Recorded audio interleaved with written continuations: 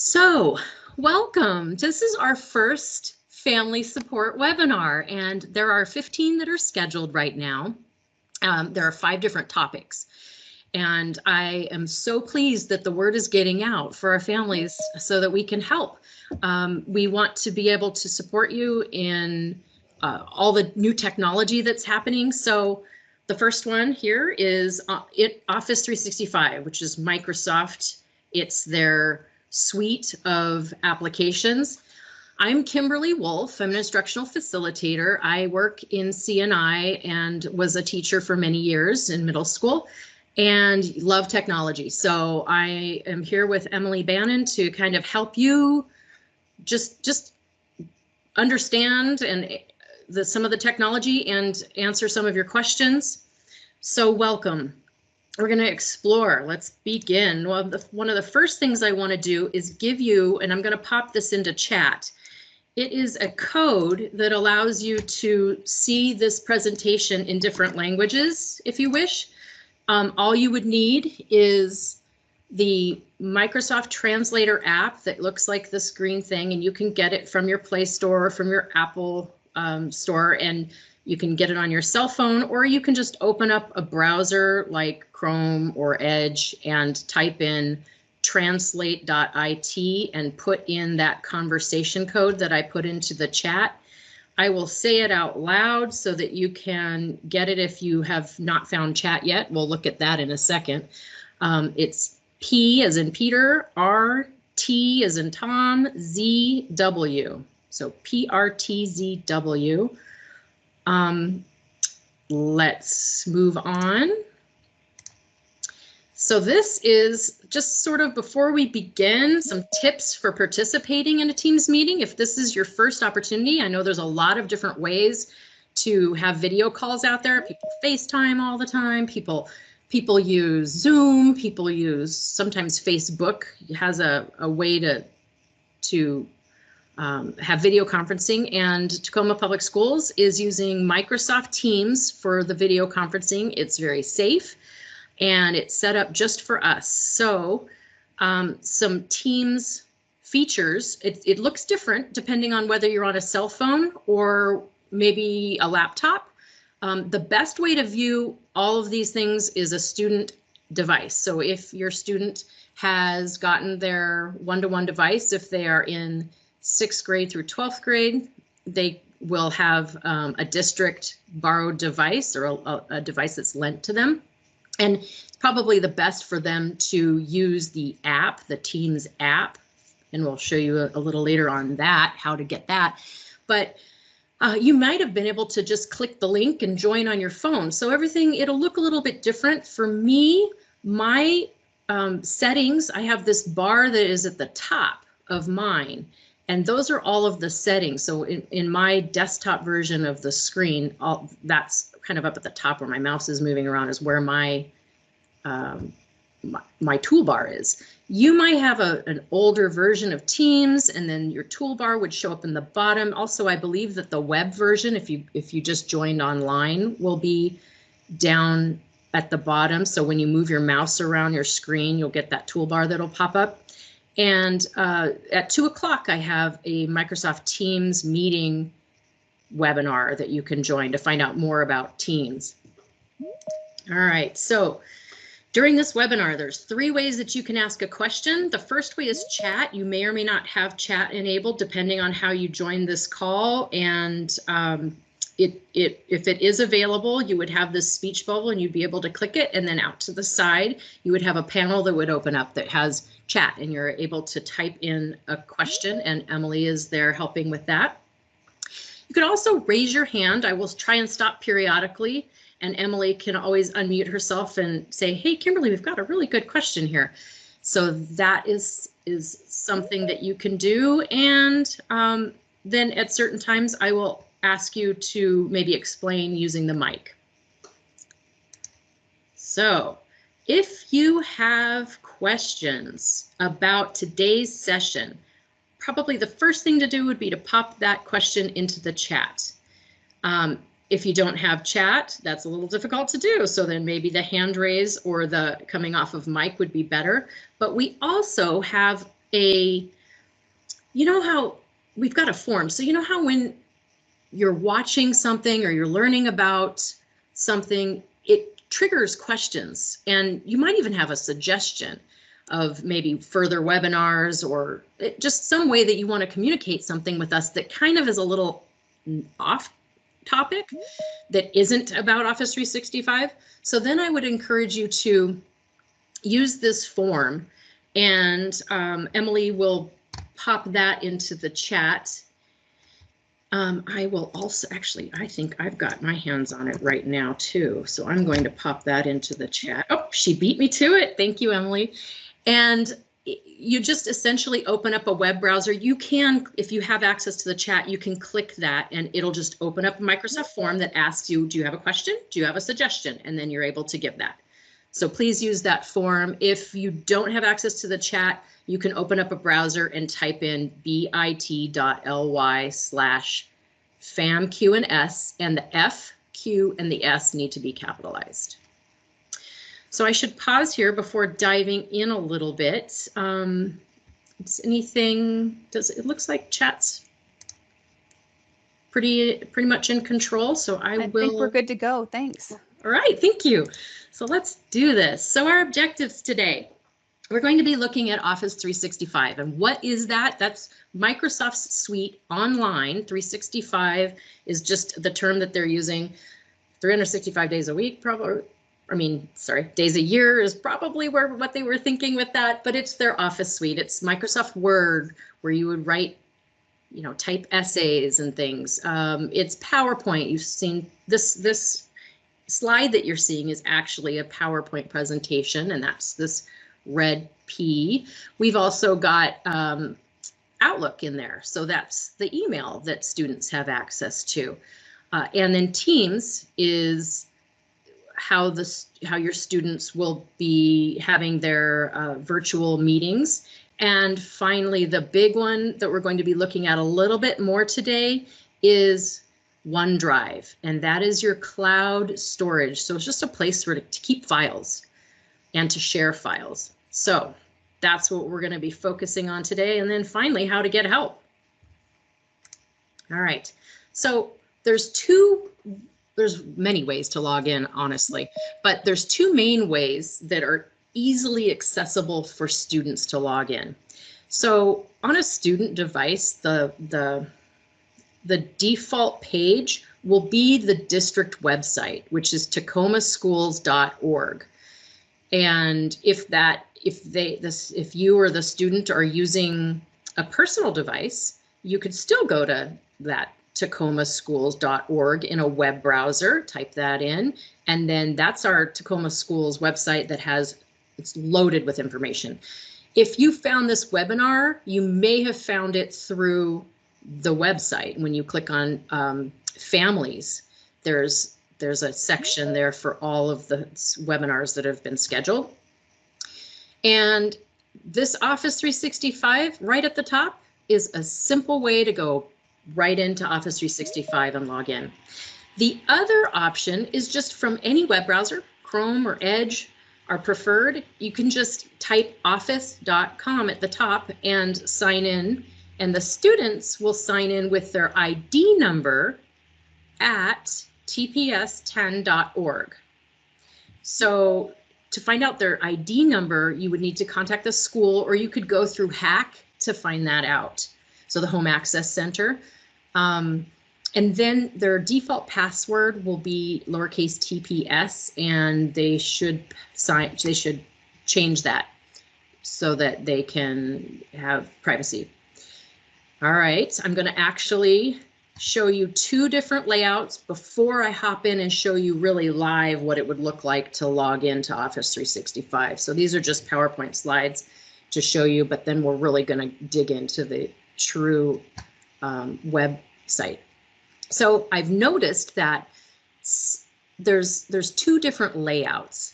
So I believe that most students are going to see this back layout here, the one that my mouse is moving out over. And so really it's the same information, but displayed in two different ways. So you'll see that down all the apps or the programs are down in a vertical column in this one way. And if you're on home, this home slide, you will have the install Office on the right and all the apps going down. If your view looks like this, your apps tiles will go across in a horizontal manner, and then your install Office will still be there. When I show you something that's called all apps, it's here if you have this display, but it's this little tiny bunch of squares in the second view. So let's take a look. Let's dive into real live Office. I'm going to log in as a student, and as I said, this is our new Tacoma website. It looks so beautiful. I would encourage you guys, you'll see this pop up. I'd encourage you guys to check this out if you haven't already. The Return to School Guide is pretty awesome. But I'm going to close it right now because I don't want to look at it right now. And this Office 365 is how I can just get right in. There's also a place in Digital Campus where you can get right in. In fact, I'll just click it so you can see what I'm talking about. There's Microsoft Office 365, so you can log in there. I can log in here. And of course, like I said, you can just type in office.com in a browser as the right up here. You could do that. So I'm going to log in with my student number. And it's at tps10.org. And I'm going to say next, and I'm going to type in my password. It's very long. I did it right. Ta-da! And then it says, do you want to stay signed in? Well, I'm going to say no, because I might be sharing this computer with other people, and they would want to sign in with their accounts, because you have to be very careful if some of the students, if you've got brothers and sisters in the household who are sharing a device, you want to be careful that you ask them to say no, don't remember the login, because I could easily see how confusing it would be for one sibling to do something and save it into their cloud OneDrive and have another student try and get on and accidentally save their work in the other siblings' OneDrive. So you want to make sure that they're logged in as themselves. So I'm going to go ahead and say no, that I don't want it to remember me. And then your student's name would be up in the top right. So if you've got more than one student sharing a device at home, you want to make sure that to have them practice looking up to the top right to make sure that that's their name. So here's my splash page. I'm going to make it a bit bigger for you. So now I'm logged into Office 365, and I've got all these apps, these programs. And like I said, we're going to look a little bit deeper at OneDrive, but just taking a look, this is Outlook, this is the email. They'll probably be using Word quite a bit to type paragraphs or respond to things, maybe essays. It depends on the age of the student. PowerPoint might be used if they want to make a presentation, or they might even be viewing a presentation from a teacher.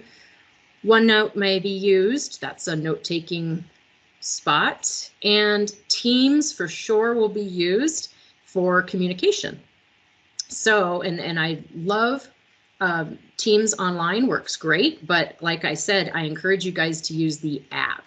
So if you're on a device that's a student device from Tacoma Schools, you will not want to install Office because they've already installed it for you. It would be kind of crazy to have. It would just be a waste to have 2 copies. So when I say, do you have the app for something? Well, right now I know I'm online because I can see that I've got a web browser open. But down here, I've got shortcuts, and I can use at the very bottom of my screen, I'm moving my mouse, and I can use my start menu to find my apps. Those are the ones that are kind of built into the computer. And I can also use the search down here, the little magnifying glass, to search for any app, Microsoft Word or Teams. But for the most part, students will be able to stay in the apps right online. All right. thinking about what you're seeing here, you might say to yourself, I don't really know a lot about PowerPoint and I'd like to learn some more. Kimberly, so when you click, yeah. Sorry, this is Emily. That's great. Yes. I know, I love that you're going to get into PowerPoint. I'm so excited for this part, but I have a question that I think might be great for others to hear. That we have some great families from Tacoma Online in our session, and one of the questions came up, and I know that it was answered in the chat, but I wanted you to be aware of it as well. Should I be using Edgenuity or Office 365? And the answer is we're going to be using both. Yes, I love that question. Great. So we've got two main ways that you're going to get assignments in our district right now. The first way is coming in a couple weeks, and it's called Schoology, and it's an LMS or a learning management system, and it's the way that your teachers will be distributing assignments and for years to come, not just in this remote learning experience, but it's just a way to, it's like a hub to communicate with families and give assignments and have discussions and all of that. So that's called Schoology. And then we've got the Edgenuity folks. Those are the folks, the kids that are they've adopted or they've chosen to do the online training. Well, they're going to use Edgenuity instead of Schoology, but both and all of you are going to be using Office 365 because these Microsoft apps are just the basic digital tools that everybody will need. So yes, great clarification. So all of you will at some time maybe be using PowerPoint to make a presentation, and you might not know anything about PowerPoint. So I wanted to point out just something real quick that I'm not going to teach you PowerPoint right now, but if you clicked all apps, and if you're looking at, I'm going to go back to my PowerPoint presentation. If you're looking at this type of vision or layout, you would click this down here where my mouse is moving. It's the 4 little squares. That's the all apps. And let me hop back here. What happens is it pretty much lays out all of the different apps, and in the corner, you're going to see a little eye. So if I were wanting to learn more about PowerPoint, I'm going to click on that little eye for information, and it takes me to a page that says, hey, learn more about PowerPoint. What is PowerPoint? Watch the little video. And then how do I share and collaborate in PowerPoint? I can click this to find out more, and it's just really helpful. So I wanted to point that out. That's a super good resource for you. And then once you're here and you want to just go into one of these apps, you would just click right on it. You can also click all apps, and later on when students are enrolled in their Schoology classes in the upcoming weeks, they will have a Schoology app added. Hey, look, there's Flipgrid here. So Edgenuity kids may be using Flipgrid. Edgenuity kids may be using Stream. It just depends on the class and the teacher. And then over here in the top left is this thing that looks like a waffle. And it's the app picker. So when I click it, I see some of the same things, don't I? And here again, I have all apps. So later on, that will be a way where I can join maybe my Schoology. There are some different online tools, so if we've got some online curriculum, you may find it in here. I don't know if Edgenuity will be found that way. I do know, though, that when you go to our district site, whoops, not Schoology, when you go to this site and you click on Digital Campus, so when you go to our main Tacoma Public Schools site, we have the way for remote classroom learning to log in, Office 365 and Schoology. And then over on the right, if you're an online learner, fully online, not the remote and hybrid choice, but Edgenuity will be coming soon. That's how you'll get into Edgenuity, and you could get into Office 365 that way as well. All right, so there is the overview.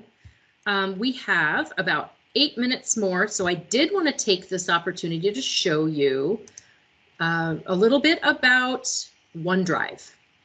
So OneDrive is the one that is where all of your files will be stored. And even if you've got files that are even through Schoology, say your teacher gives you an assignment, that can be stored in OneDrive. So I want to show you how to get there, and that's here, and it's also through the waffle here. So when I click OneDrive, it opens up like this. And it's similar to down here where you've got your File Explorer, the little yellow folder that is where you keep all of your items. So if you made a Word document, if you typed up an essay, that would be stored in your File Explorer. And if you've got a student device from Tacoma Public Schools, your OneDrive will sync to your device. So what that means is that when you do not have Wi-Fi, you can still work on a Word document. And then when you do get into Wi-Fi area, as long as you've saved your document in the special folder, and I'll show you that folder, it would look like, let me make mine smaller and drag it over. You would want to look for something that looks like this, OneDrive Tacoma Public Schools. And to get here, I just clicked on that little yellow folder, File Explorer, and all of your files will be there, even if you're offline. And then when you get connected with Wi-Fi, it will sync. And right now I'm in the online version of my files, and I can see that because I'm in a web browser up here. So if I'm looking at, this is my student files, I have on the left-hand side, I've got my files. I've got all the things that I've recently done. So if I know that I was working on something last week, I can just pop right into it. I've got things that I've shared with others, and I have things that others have shared with me. See, look at that. It says shared and then shared with me, shared by me. Then I have Discover, which is something that I don't use very often, and it's things that are relevant, things that I might want to see that are happening by people who are in my district that are connected to me in my contacts and so forth. Then I've got my recycle bin, which is important, right? So you can empty your recycle bin, but I always like to leave things here for a little while. So if I've deleted a file that I can, if I change my mind, I can come back and recover that file right here in the recycle bin. So for my files, we've got folders. When you open yours, fresh, brand new, you may not have a single thing in here, but you can add folders to get yourself organized. Maybe you'll have a folder for each class period, or you'll have a folder for math, or you'll have a folder for science, or if you've got a project that you're working on, you might create a folder and then put all of your things in that folder. So to create a folder, I would go up to New, and then create a folder, and then title it, and then all of my documents that I would want to put in that folder to keep organized would be there.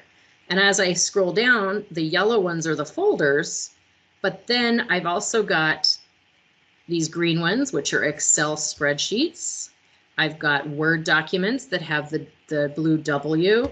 I have the PowerPoints, which are indicated by the P there, the orangish red P, and those are my documents.